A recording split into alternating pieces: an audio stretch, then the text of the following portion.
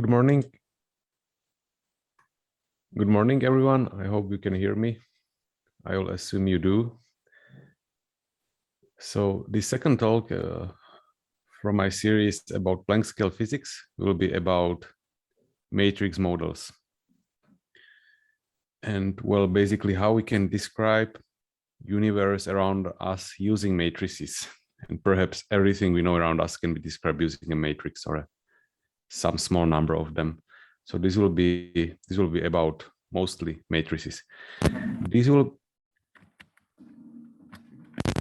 be slightly more maybe technically demanding lecture, and I don't expect you to understand all the details, but it will give you some impression how does research in this area looks like. So maybe it will be beneficial in this regard, and hopefully you will at least pick up some important stuff. Try to so usually we are used to do two types of physics, basically physics with point particles or physics with fields. So for example, you can have a physics of a simple harmonic oscillator. Its position is described by a single function x of t. Or you can have a field that is spread over entire space and also dynamics governed by kind of, I don't know, wave location, something like that. And we are used to do all kind of interesting stuff with either, well, point particles or fields. So for example, you can set up some kind of classical dynamics. So we have time evolution governed by Hamiltonian equations, where we have how do fields and their velocities or momenta do evolve in time. Another thing you can do is basically do statistical physics. So again, you are working with either point particles or fields, but you can set up some kind of a statistical scheme. So for example, in statistical physics, we average over all possible configurations. Okay, you can. So I will try to bring this closer. Give me a second. Okay, it's better now.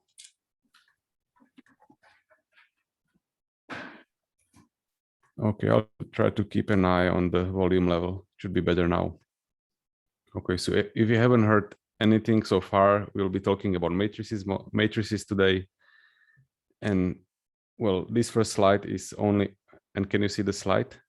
I assume you do. And this first slide is only about, well, basically classical physics, that you can do, well, some kind of Hamiltonian mechanics or Newtonian mechanics, Lagrangian mechanics, either with point particles or fields.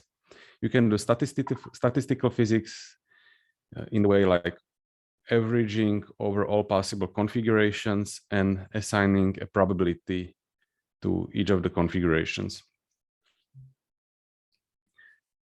And you can do a quantum theory either with point particles or with fields. It's done differently, slightly.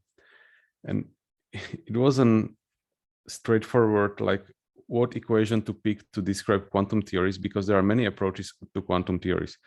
So maybe what you can do is use like Lagrangian formalism and then basically change Poisson brackets into commutators and basically have quantized phase space, which brings you the quantumness into the theory. Another approach, you can formulate your theory as a path integral formulation. So you integrate over all possible paths or possible evolutions, and again, assign some kind of complex factors and then sum everything together.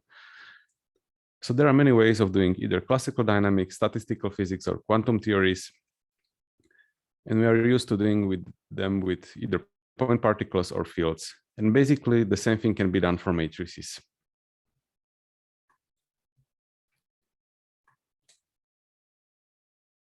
So let's imagine, for example, doing classical physics using matrices. Without understanding what type of physics is behind this, like what system is described by this equation, we can basically write equation that looks like from the first semester of mechanics, like taking second derivative of x equals minus k times x plus something, some quadratic term. Now, this is very familiar in the case where x is just a single function of time, but basically x can be a matrix. What does it mean? It just means that basically you are doing like 4 equations at the same time. We are using to work with vector equations. So this is basically just like a tensor or matrix version of that. Now, this brings you something interesting. So for example, you can imagine writing down all 4 of the equations. So for example, the first equation would be taking the second derivative of x1, and then this gives you minus k times x1 plus some mixing. So basically you can imagine that this type of equation is describing a set of 4 harmonic oscillators, x1 to x4, that are coupled together in a non-trivial way. And this is captured in this sense. So in a case you are studying a very special system of coupled oscillators, you can describe them using matrices. So the impression from this first slide should be that working or doing classical mechanics with matrices isn't anything really special. It might not be super useful unless your problem is set to be described using matrices, but otherwise you can do all the old tricks, you know. Second thing is, well, doing statistical physics with matrices. And again, basically this can be done using the previous method as well. So we are used to doing statistical physics using like averaging over all possible configurations, and either you have, I don't know, microcanonical ensemble if the energy of the system is fixed, or you have canonical ensemble or some other statistical ensemble. And basically you can do the same thing with matrices. The only things you need is you need to be able to go over all possible matrices, which means going over all possible matrix elements. So for example, if your matrix is 2 by 2 by 2, then you have to go over 4 integrals or 4 possible values for each of them. And what you need to also have is some kind of a probability function or weight function, something that tells you how probable is each of the configurations. So in the case, for example, of Boltzmann distribution, then the probability of each configuration is proportional to the E to the minus energy of that configuration. So if you can assign some kind of an action or energy or something to your matrix, then you can basically do statistical physics in a very straightforward way. Just integrate over all possible matrix elements and assign probability to each of the configurations.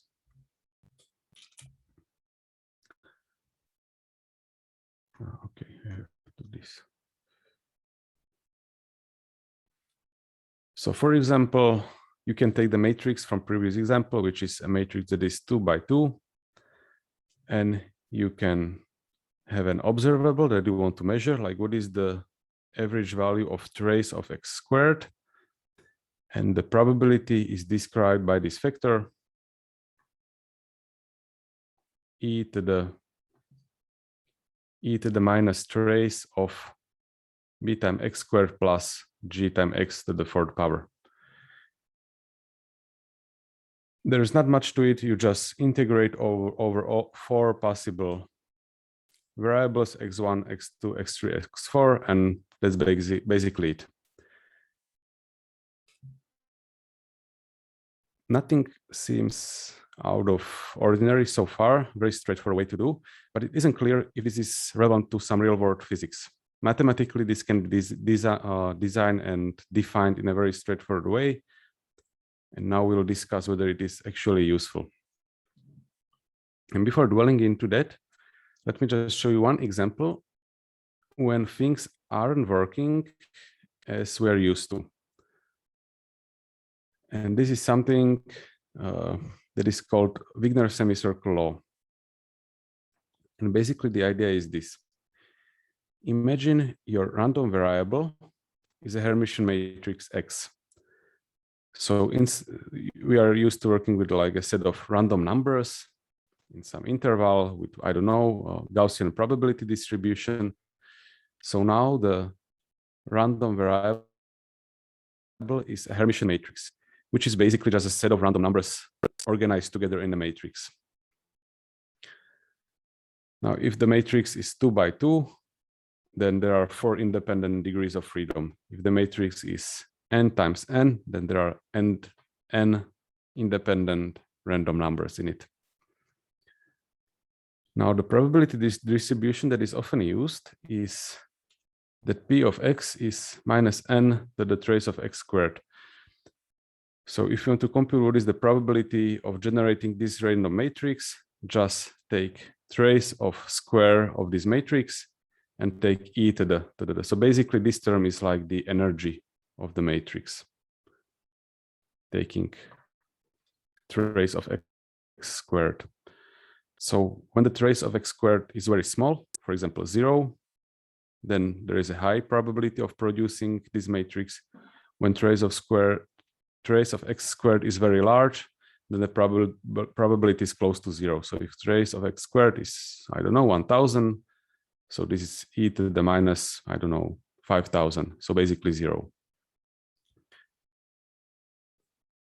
And now there is an interesting question. It's a very old question that has been also answered a long time ago.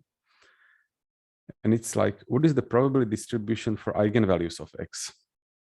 So we are generating matrices with this probability distribution. That means high probability of matrices for which trace of x squared is small and the other way around. And the question is, if you generate a set of such matrices and compute the probability distribution for the eigenvalues, would it also be Gaussian or not? And the first guess is, of course, it should be Gaussian, because you're generating matrices using Gaussian distribution, e to the minus x squared. So what else would it be, right? So from this sarcastic tone, you can figure out it is more difficult. So basically, if you compute the eigenvalues, lambda, and plot them, they won't form Gaussian distribution, which would be like something like this. It is something called Wigner semicircle law. So basically, it's forming just a half circle. This circle is slightly deformed because of the different choice for the axis, but otherwise, this is just a deformed circle. So it seems that doing physics with matrices isn't just doing the same as before, because there are some unexpected things going on. So again, we generated matrices with Gaussian distribution, but surprisingly, the probability distribution for the eigenvalues of x is governed by completely different distribution. So this is now a semicircle. There are no eigenvalues above some threshold and below it, and now they form a nice semicircle. So why is this happening?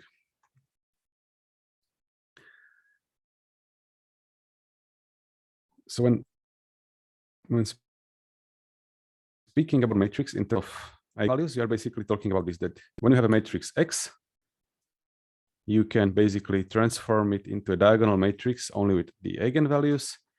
And then there are some similarity transform matrices.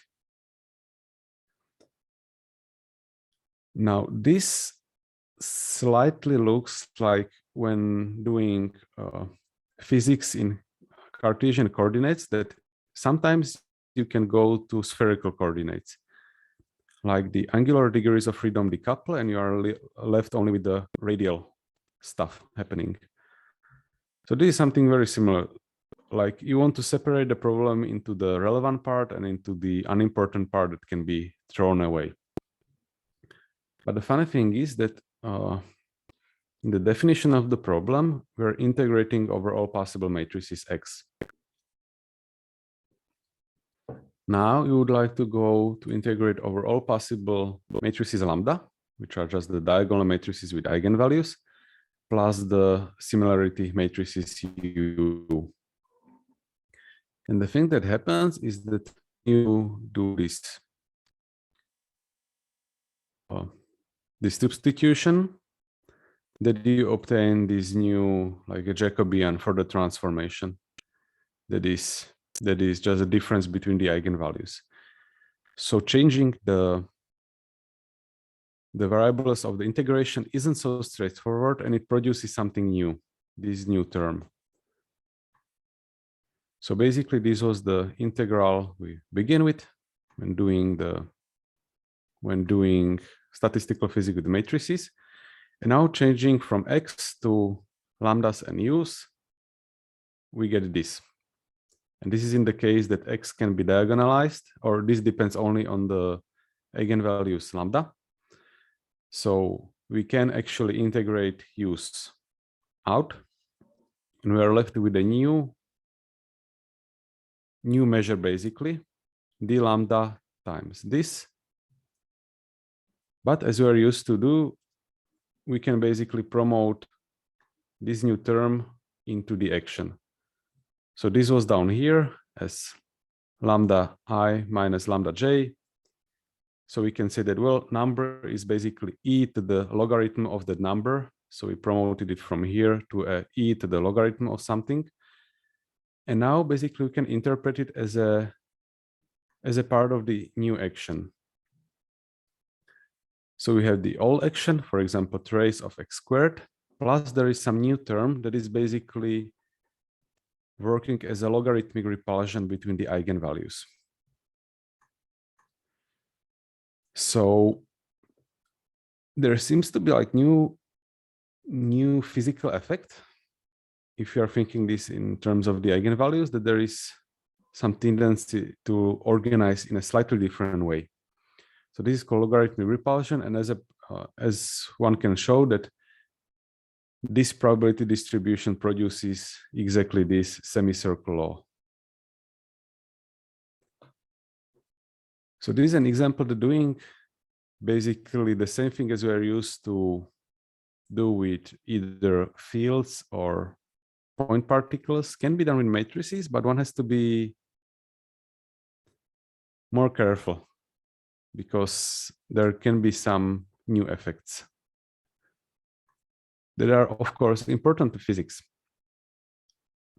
So it can be similar to doing physics with point particles or field, but we have to be very careful. For example, there are new effects like this logarithmic repulsion. But this is the reason why this is important, because we know there are physical scenarios or phenomena when your degrees of freedom are repulsed, for example, in a logarithmic manner. So matrix models found many applications.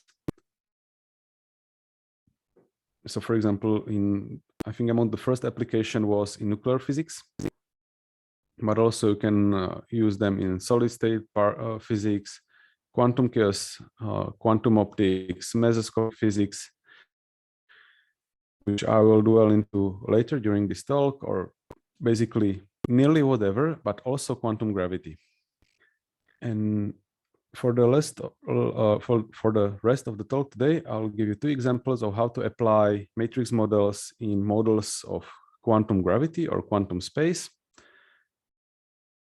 One of them is, I would say, not rather simple, but quite straightforward to understand. So I'll try to get some intuition using this model, and then I will just show you the models people are studying to then that are quite complicated, but well, also a little bit more interesting. So the first example in which you can use matrices to study physics is called a fuzzy sphere. Now, sphere means it is a sphere, but fuzzy means that it's a sphere where you cannot localize exact points. Remember from the previous lecture, one of the aspects we assume to be present, and the Planck's scale is that you cannot distinguish two very close of space points of space. And this is what we can model using a fuzzy sphere, so that it is a theoretical model of a sphere that lacks the notion of exact points. So there is 2 points separated by a very small distance are basically undistinguishable. But for me, it's easier first to describe a toy model, which is called a fuzzy line. And it's not a consistent model. It can be defined in a straightforward way, but it isn't working, at least as the way I set up the problem. But it will be then easier to understand what is happening on the fuzzy sphere. So how to describe a line on a computer? So if you have a line, and you want to describe it on a computer, then what you can basically do is, well, you can either cut it into pieces. So we have a line of, I don't know, of length 1 meter, and then we want to simulate the physics. For example, the propagation of waves on a rope. So one thing you can do is you can just virtually split the rope or the line into small segments and then describe the value of the field using a number. So instead of continuous line, you now have a set of discrete numbers. And set of discrete numbers can be put into a computer, because computer doesn't know continuum, it only knows like discrete sets. So you say that the amplitude on my rope at this point is this value, next point is this value, and so on. So one way of describing a line to a computer is just to split it into small pieces and then like discretize the problem. There is another way of doing it, and it is basically to do a Fourier transform. So you want to describe waves on a rope. So you have a wave, you expand it into Fourier coefficients and, I don't know, some sines and cosines. And then you basically say that, okay, I will cut it off at some wavelength. So there will be some minimum wavelength, and you are only left with a set of numbers, which is the set of Fourier coefficients. Again, you have a discrete set of numbers describing your line. So you take the field f of x, you expand it in terms of sines, but you stop somewhere. So it doesn't go to infinity. Now, in the first approach, when you basically just cut the line into pieces, you lost some kind of spatial resolution. You don't know what is happening between your 2 points. You can extrapolate in a way, but you don't know what is happening there. In this case, you are losing very high frequencies. So there should be no like sine of 2000 times pi of x over L if you stop at n equals 1000. So in this case, you're basically doing some kind of a frequency cutoff. And by the way, actually, this is what computers are actually doing when analyzing sounds, because we know that human ears cannot perceive sounds about 20,000 hertz. So basically, computers that just do some cutoff and produce sounds that, or songs that sound the same, but basically consume less memory. So, okay, you take your field, expand it, cut off, and your field f of x is now described using n numbers,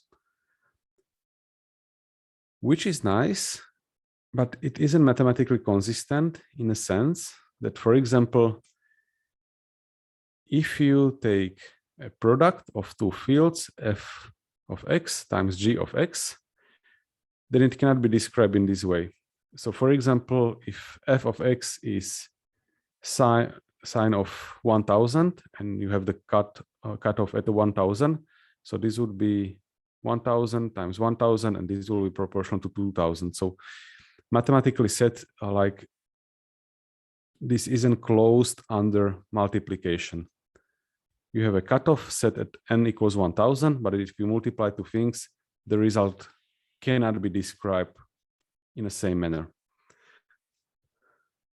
So it is a good idea, and you can obviously work around this, but mathematically it's not so consistent. Usually what happens is when you go one dimension up, things get more complicated, but this isn't in this case. So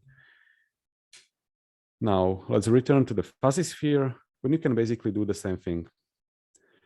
So in a spherical coordinates, when the radial direction is fixed, we are left with 2 degrees of freedom, which are the angular parameters theta and phi. Now we know that those spherical coordinates can be expanded into something called spherical harmonics, which you might remember from the hydrogen atom problem in quantum mechanics.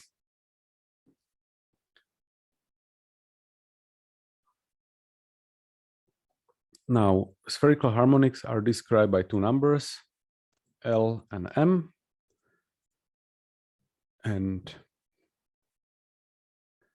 usually L goes from 0 to infinity. And for each value of L, M goes from minus L to L. Now we can play a game. Okay, let's try to do this cutoff again. So we want to use all spherical harmonics. We'll set up a cutoff. For example, we'll use only spherical harmonics with n up to, I don't know, 1000, for example, or 10. Now the question is, how many spherical harmonics are there with L up to some value of n?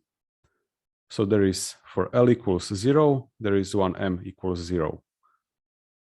For L equals 1, there are 3 different options for L, minus 1, 0, 1. So it's 1 plus 3 plus 5 plus da. And if you remember that the sum of even numbers is a square root of something. So it's a square root of n squared. So when you cut off spherical harmonics at n minus 1, there is a total of n squared of them. And this is slightly suggestive because, well, there is also n squared degrees of freedom in a Hermitian matrix of size n. So this is, I don't want to say like a promise that it will work, but at least a suggestion that you can make a cutoff set of spherical harmonic using a Hermitian matrix. And this is basically the idea behind the fuzzy sphere, that ordinary fields are described by L going from 0 to infinity, and you basically can expand the fields in spherical coordinates. And doing a fuzzy sphere physics is basically doing the same thing, but having a cutoff on L.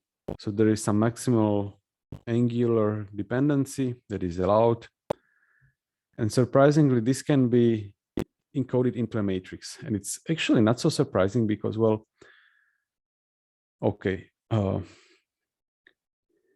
we can talk about a sphere in a slightly more technical way. So what is a sphere? Slightly tautological definition is that sphere is a spherical object. What is a spherical object? It is an object generated by rotations. So you start with a point and then you take all possible rotation of this point. So you, for example, take the North Pole and generate all possible points that you can get by rotating this point around axes X and Y, for example. So to produce a sphere, you need to start with a point and you need to have generators of rotations.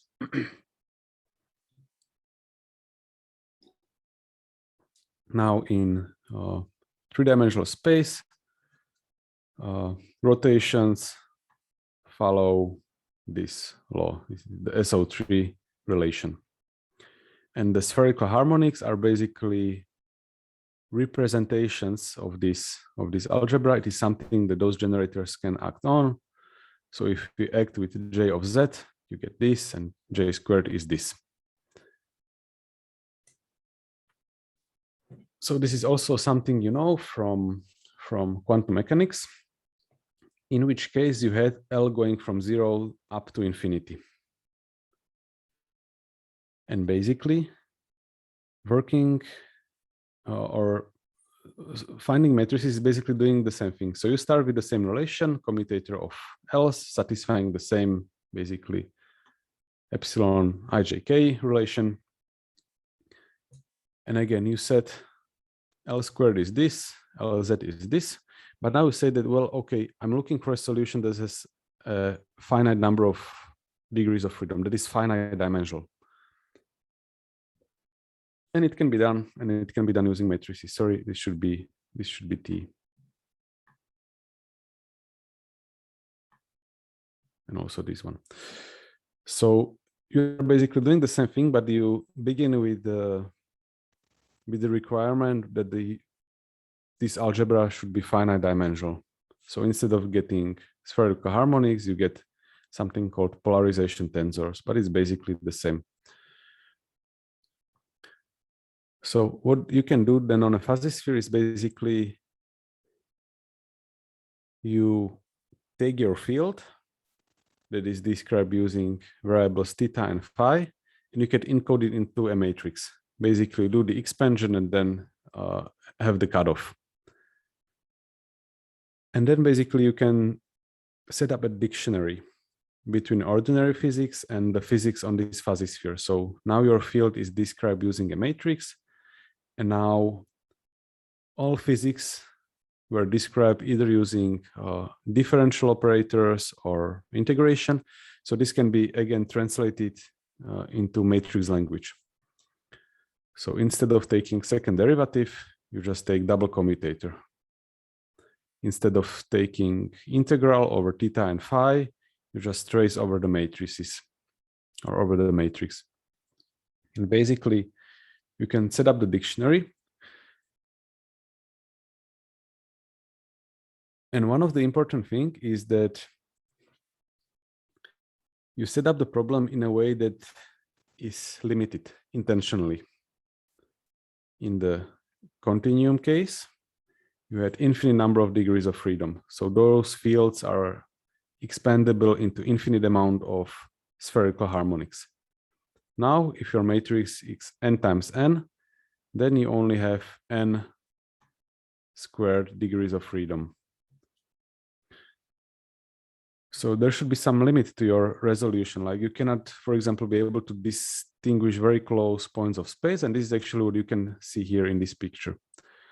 So in this picture, I'm describing a field on a matrix, on a sphere, using a matrix of time of size. I think this was 5 times 5. And you can see like the size of the patches, for example, this one, very roughly, they look like to be covering 1/25, 1/25 of the entire sphere. So basically, it looks like our matrix is effectively split into n squared small patches, but it isn't like we split the sphere into patches by hand in a lattice way, like cut it into small pieces. We just used a limited number of spherical harmonics to describe it. And as a result, the smallest possible patch we could be able to describe is of size 1/n squared of the area of the matrix. This is like when doing the fuzzy line physics. If you only use, for example, first 3 signs, that you can only describe fields that vary a little on the line. So I don't know, something like this. So if you limit the number of degrees of freedom you're using, you also limit the resolution that you have.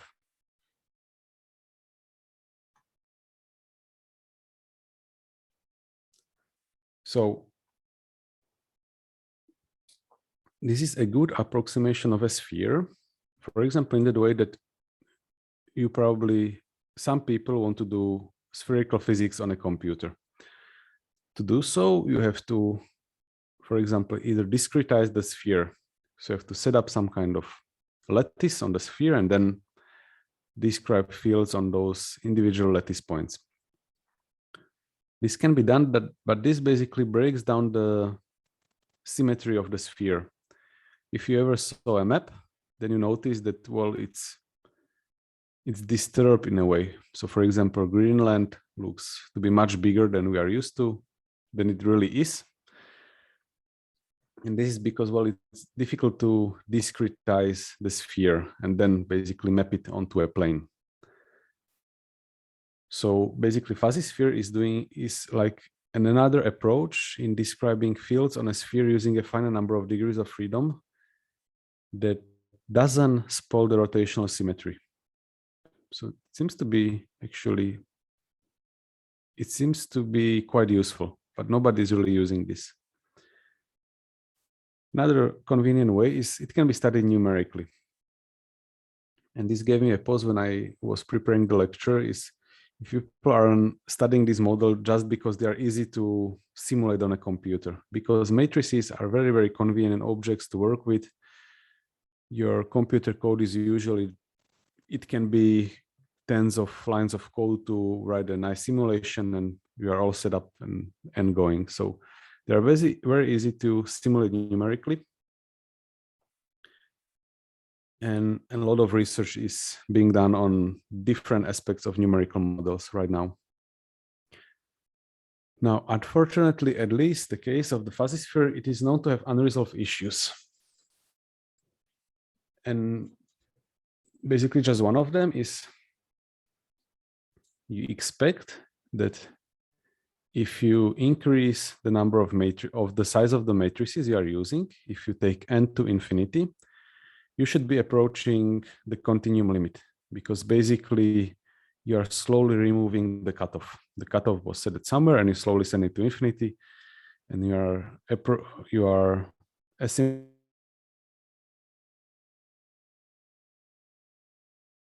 But surprisingly, if you set up a field theory on a fuzzy sphere and you do this limit, there will be a new phase that doesn't go away. So it probably means that just the theory isn't defined correctly. There is at least a p is missing. But again, it means that, well, you have to be more delicate about doing physics. And also, I was just talking about a fuzzy sphere, that there are tons of other fuzzy spaces that are interesting and relevant. So this was just probably the simplest and easiest to visualize example. Okay, and now on to something completely different. So yesterday I was speaking about the M theory and said that we don't know the exact formulation of the M theory, but there is a conjecture that maybe the theory is described by as a matrix action.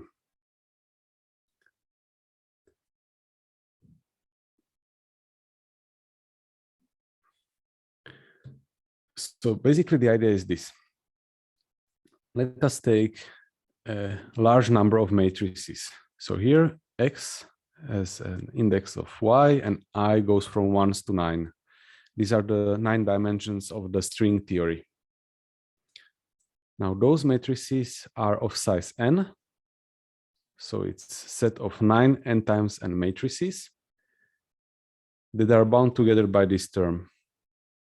So it just means that if you want to find the probability of a configuration of matrices X, you have to take their commutator, take trace of it, and then take e to the minus of this.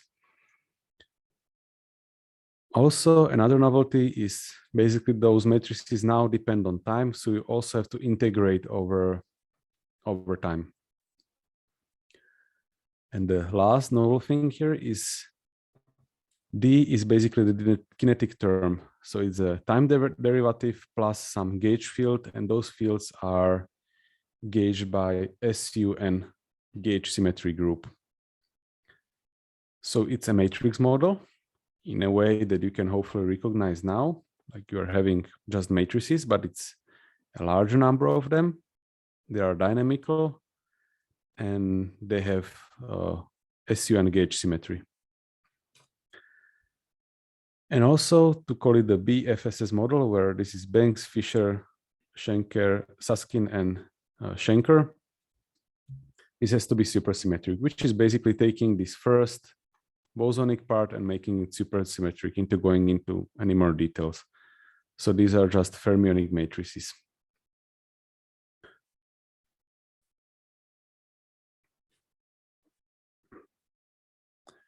So this is conjecture to describe M theory on a certain background, which basically means you take the M theory, you fix a certain background, which is called light cone coordinates. I won't go into more details, but people conjectured it to be described by this action. So that was the M theoretical motivation. Now, there was another line of research that was studying SUN theories. SUN theories is something you might be familiar with. For example, SU3 theory is the quantum chromodynamics. Basically, you have SU3 gauge theory, SU1 or just U1 is electromagnetism. And this is basically doing like gauge theory with N different colors. The reason why people are interested in this is, I think it was Ed Witten who conjectured that some properties of SU3 theory can be studied using SUN theory in the N goes to infinite limit. So people are studying dimensionally reduced SUN theories. And dimensionally reduced means you basically remove dependence on space. So all fields are fixed in space and only depend on time. Now there was yet another line of research, which basically we had strings yesterday, and people are also interested in membranes. We described strings using something called worldsheet, which is just the flow of string through space-time. And if you have two-dimensional membrane that is flowing through space-time, it marks a three-dimensional space volume. And you can then again ask how to quantize this theory. It's very difficult to quantize, and it can be done using an action. And there was another line of research basically studying interacting D0 branes. And as it turned out, all those different lines of research have this same action. So basically you have a set of n times n matrices that are gauged, that are coupled, that are time dependent. And usually you are interested in taking the large n limit. Now, if the M theory conjecture is correct, that in this matrix model, there is everything we know, or everything that is to be known about our universe. It has to be hidden in a very sophisticated way because the model seems to be very simple.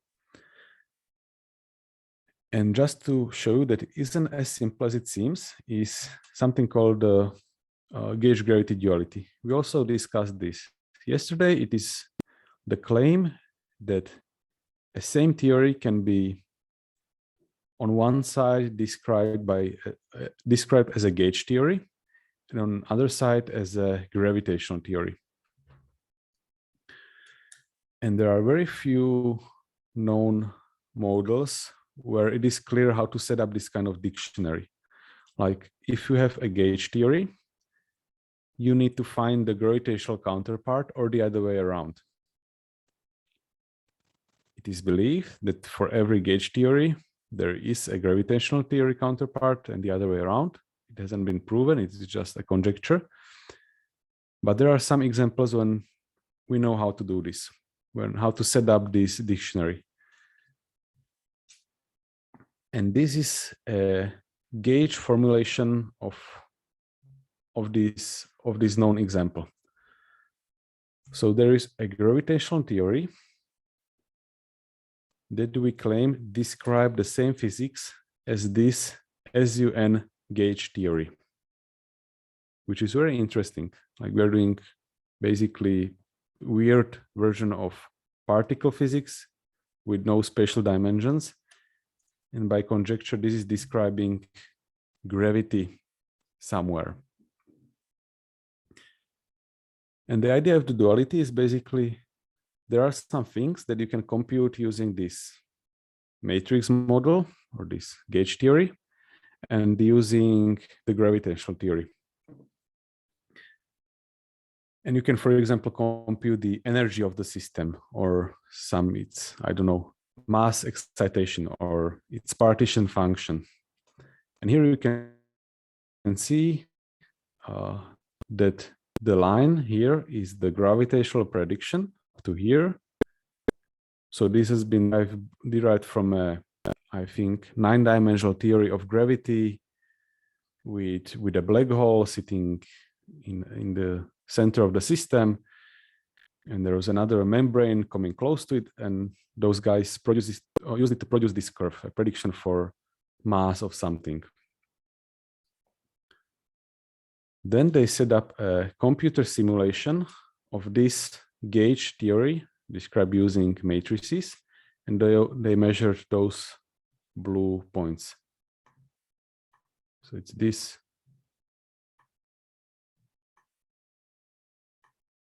And then there is a phase transition after which it doesn't match anymore. But here we can see that they actually succeeded in connecting those two theories. So matching the gravitational predictions with the gauge predictions. And you can probably understand that if the gauge gravity duality is correct, that it's probably the most interesting physical statement we ever found out. And as matrix models are a very rare example where we know how to set up the dictionary, so many people are now using it trying to understand it better. And there are people that are trying to find, for example, the gravitational counterpart to condensed matter physics and trying to learn something, for example, about superconductors in this way. So this is a very active and seems to be fruitful area of research.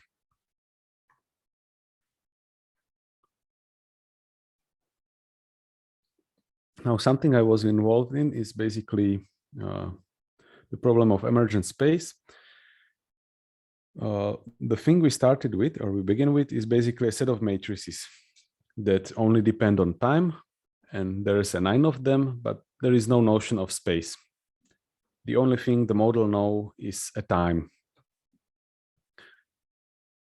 Now, if we claim that this theory can describe everything, it probably needs to be able to describe a formation of space. Now, what we saw before is that we can describe fields living on a sphere using matrices. So it's plausible that some sort of a notion of a space can be coming from matrices that organize themselves in a special way. And this is basically what we observe in something called BMN model, which is basically just a massive deformation of the BFSS model. So we take the previous model and that you add some terms that spoil the symmetry between the 9 matrices. And what do we observe? That under some special circumstances, the matrices organize themselves to look like a fuzzy sphere. So basically we begin with just a random matrices, doing not much, just basically randomly fluctuating. And then they organize themselves, and you cannot see it from this plot. You can just see something happened, and we had to investigate a lot what happened, but they organized themselves to form a fuzzy sphere. So before that, it was basically a bunch of nothing, just like a bunch of points fluctuating around each other, but under some conditions, they organize themselves to form something that we know is describing a fuzzy sphere. So this is basically a very simple example of an emergent space, organized itself just from a set of matrices. Now, there was a paper in either Nature or Science, I think it was Science, in 2014 that was called Quantum Black Hole on a Computer. And basically the idea is that, well, we believe that one of the things that quantum gravity shall provide is a description of the singularity within a black hole. So people are basically trying to figure out how to describe black hole singularity using matrices, using the BFSS model. And they're basically trying to understand what is happening, what is going on, how to describe it. So in their description, the singularity is described by a set of points, which are in a fancy way called D0 branes. They are connected by strings. And they claim that the position of the D0 branes, the points, is described by diagonal of the matrices, and off-diagonal elements is describing the connection between them. Now you can have a matrix that has the full diagonal plus the full off-diagonal that is describing one large bunch. But you can also have a matrix that splits into two smaller parts, or basically just separated points not connected by strings. So they were using this matrix approach to describe the singularity, but also try to describe how evaporation takes place. So basically you have this bunch, and then first one escapes, second one escapes, and so on. Now, Harold Steinecker in Vienna is working on something slightly different, but closely related. This is called the IKKT model, which is similar. It has the W commutator term, but it doesn't have the integration over time. So this is basically reducing even the time. So it's just a set of random matrices with no space, with no time. And he's searching for some solution of this model. And very recently, he was able to find some simple cosmological models, like under certain circumstances, the solution of those matrix models looks like something that we know is an expanding space. So you identify something with a time, and then you find some kind of relation between those matrices, and you can basically do some kind of very simplistic cosmological studies. And this is basically just being developed. So it will be hopefully better understood in a couple of years. But just to show you that, well, those matrix models, despite looking quite simple, just a set of random matrices, the model seems to be rich enough to describe all sorts of very, very interesting physics. So to summarize, well, matrix models are complex, which is both good and bad. It's good in the sense that it can probably describe a very rich set of different physics with properties that we might be not aware of right now. And it is bad in a sense that it's difficult to do anything with them. Like I said, well, okay, you can put them on a computer, but for example, you are often interested in taking the n goes to infinity limit, but the computer allows you to work only with n up to 8 because it's so computationally demanding. So those models are rich, but also computationally expensive. They are useful in other areas of physics, so not only quantum gravity, but I'm interested in this application, and I believe they can be applied to classical physics, and they are, I think, underutilized in this regard. So there are